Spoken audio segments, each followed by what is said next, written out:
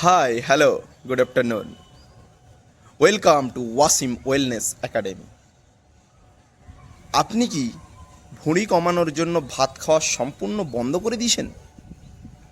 আপনাকে কি কেউ বলছে যে আপনাকে ভুঁড়ি বা পেটের চর্বি বা মেদ কমাতে গেলে ভাত অবশ্যই ছাড়তে হবে?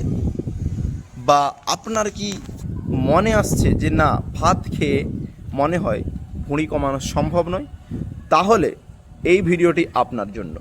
কারণ অনেক ভিউয়ার্স আমাকে কমেন্ট করেছে, মেসেজ করেছে এবং অনেকেই ফোন করে জিজ্ঞাসা করেছে যে আচ্ছা স্যার, ভাত কি খাওয়া বন্ধ করতে হবে? তাহলে নাকি ভুঁড়ি কমানো সম্ভব? না তো সম্ভব নয়। চলুন আমরা বেশি দেরি না করে বিজ্ঞান কি বলছে, সায়েন্স কি বলছে, এই ব্যাপারে আজকে জেনে নিই। প্রধানত ভাত কোনো বিষ নয় এবং ভাত কোনো জাদুকর খাবারও নয় যে আপনাকে খেতেই হবে। কিন্তু প্রশ্ন হচ্ছে, সত্যিই কি ভাত আমাদের চর্বি বৃদ্ধি করে? সত্যিই কি ভাত আমাদের ভুঁড়িরকে বৃদ্ধি করে? আমরা এটা যদি জানতে হয় তাহলে প্রথমে আমরা জানবো যে ভাতে কি থাকে।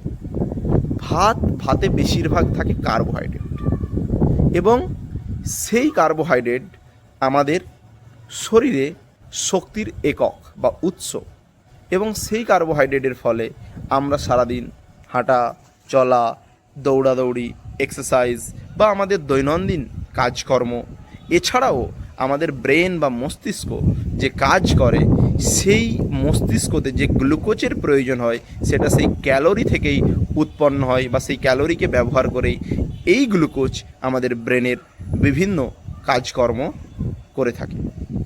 তাহলে ক্যালোরি কি? এটা একটা প্রশ্ন। ক্যালোরি কিছুই নয়, ক্যালোরি হচ্ছে যে শক্তির একক। খাদ্যের যে উপাদান তার মধ্যে যে শক্তি থাকে তার একটা একক। সেই ক্যালোরি হচ্ছে সব থেকে প্রধান বিষয়। ক্যালোরি যেমন উদাহরণস্বরূপ যদি বলি, আপনার শরীরে যদি প্রত্যেক দিন 2000 কিলো ক্যালোরি প্রয়োজন হয়, আপনি যদি দেখা যায় যে প্রত্যেক দিন 2500 কিলো ক্যালোরি খাচ্ছেন, অর্থাৎ আপনার যতটা প্রয়োজন তার থেকে 500 কিলো ক্যালোরি আপনি বেশি খাচ্ছেন, এবং সেই ক্যালোরিগুলো আপনার শরীরে জমছে, আপনি তার দরুন কোনো এক্সারসাইজ বা ব্যায়াম করছেন না। ফলে কি হবে?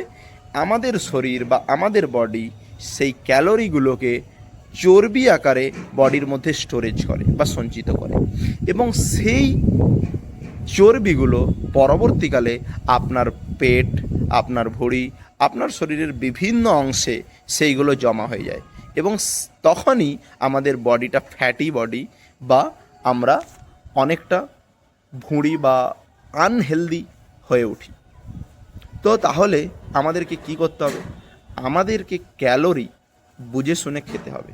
অর্থাৎ আমার শরীরে যতটা ক্যালোরির প্রয়োজন, আমাকে ডিসিশন নিতে হবে আমাকে ততটা ক্যালোরি কম খেতে হবে।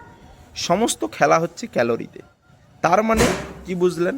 যে ভাত বেশি খাওয়া বা ভাত খাওয়া দুটোর মধ্যে পার্থক্য আছে।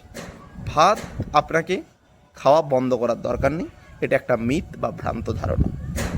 ভাত খাবেন আপনি, কিন্তু পরিমাণটা কম খাবেন। কতটা পরিমাণ কম খাবেন সেটার জন্য যদি বলি, ধরুন আপনি যে প্লেটে খাচ্ছেন সেই প্লেটটাকে প্রথমে তার অর্ধেক পরিমাণ আপনি শাকসবজিতে ভরবেন, আর বাকি যে অর্ধেক থাকছে তাকে আবার দুভাগে ভাগ করবেন। এক ভাগে আপনি ভাত নেবেন, আর এক ভাগটাই আপনি ডাল এইটা নেবেন, এবং এইভাবে খাওয়ার চেষ্টা করবেন, বা আদার্স প্রোটিন যেমন মাছ, মাংস, ডিম, এগুলো। তো বেশিরভাগ আপনার উদ্দেশ্য থাকবে বেশি পরিমাণে প্রোটিন কনজিউম করার বা প্রোটিন খাওয়ার, এবং কার্বোহাইড্রেট বা শর্করাকে একটু কম পরিমাণে খাওয়ার। এটা একটা আর দ্বিতীয় নম্বর কথা হচ্ছে যে আপনি প্রতিনিয়ত আপনাকে এটা ট্রাই করতে হবে এবং কনসিস্টেন্সি রাখতে হবে। তার সাথে সাথে আপনাকে ডেলি নিয়মিত এক্সারসাইজ বা ব্যায়াম করতে হবে। আপনি ক্যালোরি গ্রহণ করুন, কিন্তু সেই ক্যালোরিটাকে বার্ন করুন। অর্থাৎ আপনি এক্সারসাইজ করুন, ব্যায়াম করুন, দৌড়াদৌড়ি করুন, এবং একটু লাফালাফির কাজকর্ম করুন। ফলে কী হবে, আপনার ক্যালোরি বার্ন হবে, ফলে আপনার বডি হেলদি লাগবে এবং আপনার ভুঁড়ি দ্রুত কমবে। তাহলে এইরকম ভিডিও দেখতে গেলে ওয়াসিম ওয়েলনেস একাডেমিক এখনই লাইক, সাবস্ক্রাইব এবং কমেন্ট এবং শেয়ার করুন। আর এই মিথটা আমরা ভেঙে দিলাম আজকে, যে ভাত খাওয়া বন্ধ করতে হবে না, ভাত খেয়েও হবে, কিন্তু পরিমাণটা কম করতে হবে। ধন্যবাদ, আজকে এই পর্যন্ত, দেখা হবে পরবর্তী ভিডিওতে।